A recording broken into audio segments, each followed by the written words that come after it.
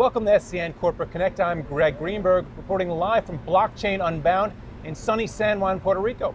My guest is Jay Moore. He's the co-founder of Convergence. Welcome, Jay. Thank you.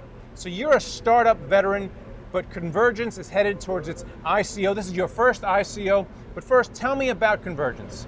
So Convergence is actually taking advantage of the moment in time we are to create the future of how we want to play together.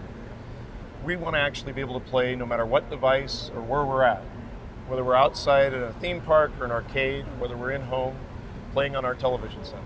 And that's the power of what we're doing. But we're doing it with a community, and that's the part about the ICO that I'm the most excited about. We're doing an initial community offering. Can you talk a little bit more about Convergence, how you eliminate fraud, because that's one thing that's plagued the video game industry Certainly. For a long time. Yeah, so anytime you're trying to get a transaction to happen, you want to be able to trust the person on the other side.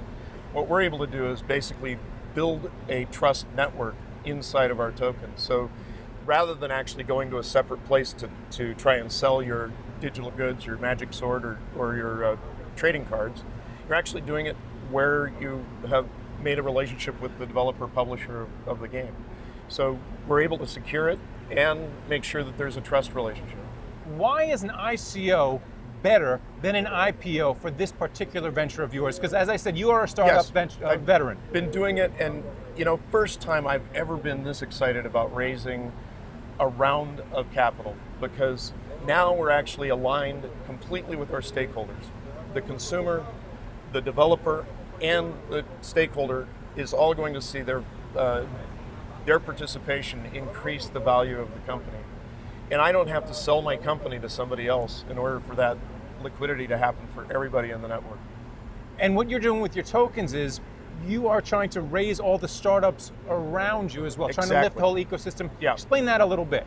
So what happens in games is there's a lot of talent and there's a lot of fun being built, but there's not always a great connection to the market. So we're trying to reduce that friction by using a token. In doing that, we're putting investments into what the crowd sees as the best games that are coming down the pipe. So think of it as like Kickstarter, only where everybody continues to play all the way through the process, even once it's out.